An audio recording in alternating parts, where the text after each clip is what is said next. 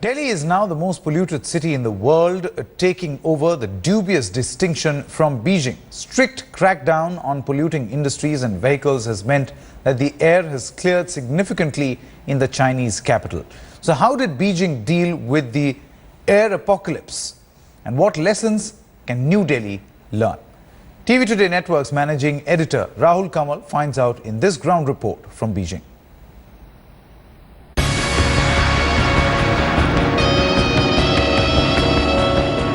On January 12, 2013, the air quality monitoring station of the US Embassy in Beijing recorded that the pollution levels in the Chinese capital had gone off the charts. On a scale of 1 to 500, the air pollution index stood at a beyond hazardous reading of 755. The situation was described by US Embassy officials as being crazy bad. All of Beijing resembled an airport smoker's lounge.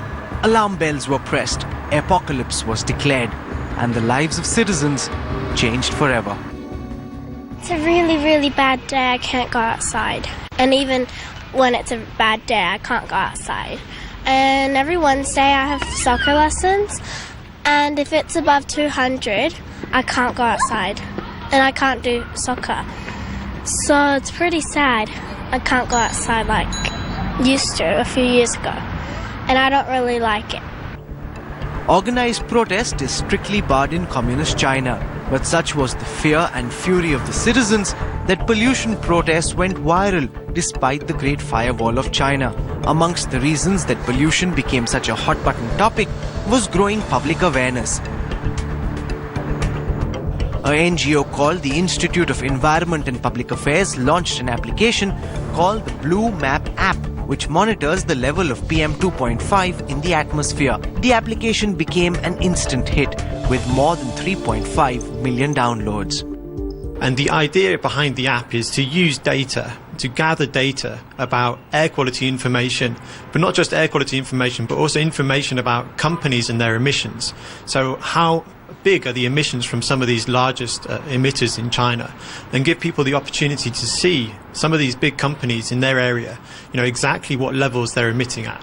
And then they can use this data, they can share this data on social media. As public awareness grew, the usually stoic Chinese government was forced to act.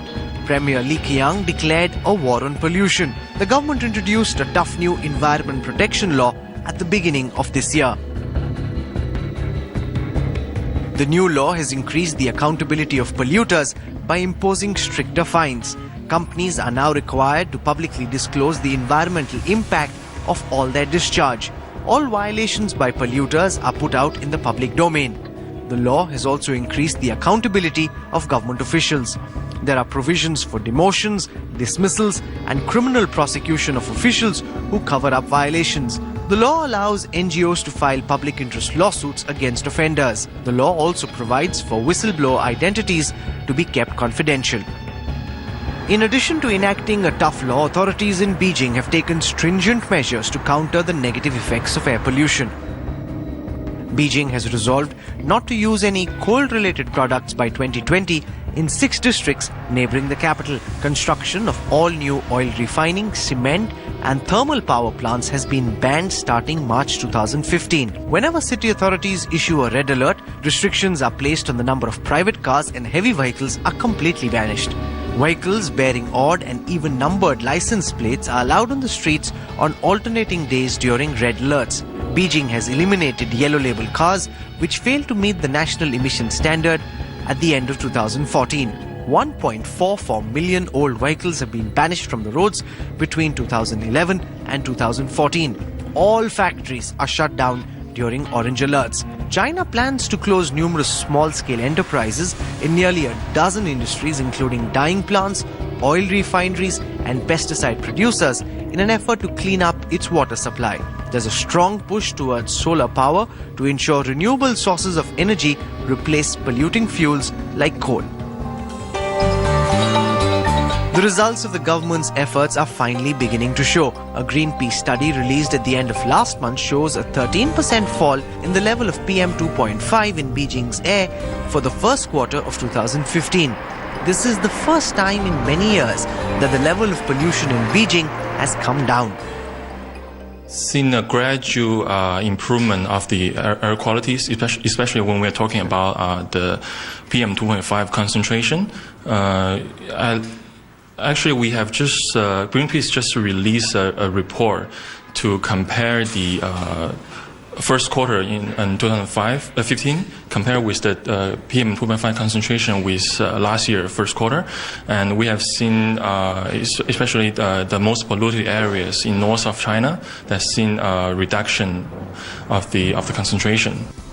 On Monday, the level of PM 2.5 in the atmosphere of Beijing stood at a moderate 52, while Delhi was thrice as polluted, with the PM 2.5 level measuring an unhealthy 151.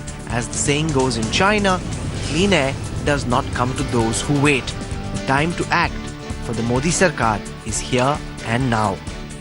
Environment Minister Prakash Javadekar was in the news recently for suggesting that the recent noise around air pollution is a campaign by Western interests. Well, even in an information deficit society like China, the government in Beijing responded to the protests on the streets and on social media.